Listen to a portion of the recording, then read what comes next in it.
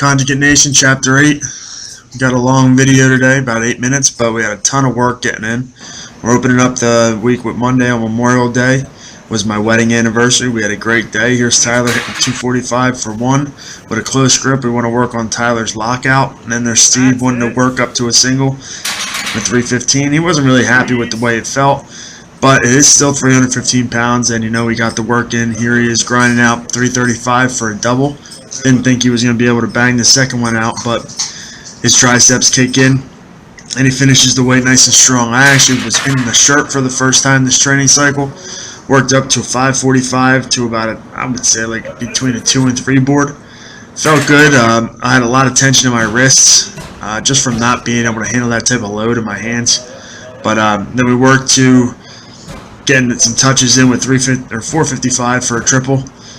That felt decent enough. If I'm able to touch with that light of weight, then I should be good in the meet.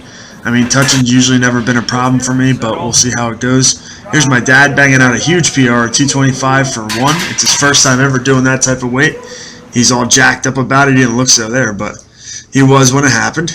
Here is Kyle working on some GPP. He's got some stone carries. It's just stone lifts.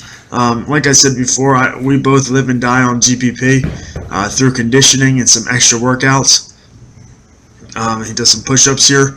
Just get a pump in, get the blood moving around, and trying to build up some weaknesses. I know my GPP days are always targeted at the weak points: triceps, lower back, and hamstrings. Here's Steve's deadlift day, 455 for one off a deficit. He pulls much stronger, much faster from that deficit there. I'm wondering if maybe he should work off blocks and kind of build his back a little bit, because his leg drive's there, but his back strength seems to be his limiting factor. But we're going to figure that out in the weeks to come. Here's Kyle's deadlift day. He's doing deadlift and press in the same day and bench and squat in the same day. He's focusing 3 days of his week to more conditioning-based circuits and 2 days a week to lifting the weights. That was 440 for 3. Here is my dynamic effort squat day. It's the third week of my 3-week wave with the safety squat bar and average bands. So this is about 335 for 5 sets of 4. Looking to hit 20 reps total, and then I banged out 315, 8 sets of 1 with short rest periods with some bands. We moved into dynamic effort bench on Friday. I realized that my bench was peaked at one point, and I felt like I could bench, a PR on any given day, but then I got away from this high volume on dynamic effort day. I'm going to wave back into that for the next month or so to see if that pays off, because my bench has not been feeling strong. I feel weak in the bottom. I'm still doing my tricep extensions every other day, about 100 to 200 a day, but just not feeling very strong off the chest.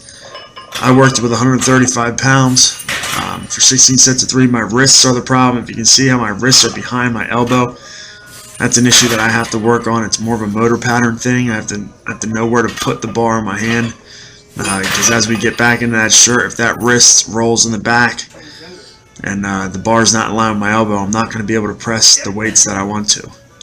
Knowing that I will be benching in a shirt, I'm going to be doing a lot more rows. When we used to compete in multiply, I lived on a lot of dumbbell rows. So here it is. We just did some croc rows. That is a Spudge kettle strap. I love that thing. I do a ton of kettlebell swings with it. And here's just a new addition. I don't have any dumbbells in the gym that are over 60 pounds. So I just load that thing up and start rowing away. Here's Kyle's bench day. Now he benches and squats in the same day. Here's 315 for a nice easy double. These are joker sets. He worked with 250 for sets of 3, I believe. And in the squat, he worked with 315. These are his 2 jokers, the 315. Here's the 405. He's also squatting in flat-soled shoes. Kyle was squatting in Olympic lifting shoes, but he has some great ankle mobility, and he has no problem hitting depth. So that's pretty neat to see. Here's Steve, who was briefed up today, 325 for 2 sets of 1. We got just straight weight with light bands from EliteFDS.com. He does a nice job. I know, once again, he wasn't thrilled with the way the day went, but he ended on a good note here with 405 for a triple off a deficit. The last one, he looks like a freaking candy cane. Lower back, but he finishes up through nice and strong. Tyler worked up to 335 for a single. Real long, rangy kid, long limbs, but we had him working on his depth because he was burying everything. But I thought he did a good job there, knowing where parallel was and not going ass to grass, because you don't get extra points for that shit. So here is Chris Hull, Sammy's dad, working up to 405 for one. It was awesome to see him coming and get into the gym. I know he does a lot of training at home out of the Tier Factory. Here's 435 for one there to finish it off. But I'm going to be coaching with Chris and Sam next year, and I look forward to that. Sammy wanted to do a bit of a mock meet today, so here's his second attempt at 455 for one. He ended up moving into 505, which moved really well. Sammy, once again, is a high bar close stance squatter. He does a good job keeping his back nice and tight, his chest up, and he finishes up through the lift. He is also that guy who just has freakish bench strength. He's like close gripping 405 here like it's nothing. No lift off, no anything. He is a natural lifter. He's just a strong freaking kid. Here's 505. He was really spent. He did all this work in about, I would say, about an hour. So, I mean, he's definitely fatigued. The 505, I think he's got about maybe 565 to 600 pound pull in him. He's just dog tired here, getting a lot of reps in a short amount of time. So the 505 for one looked a little tougher than it should have been. I worked up.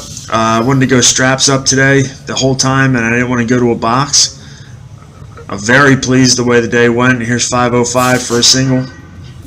Felt great.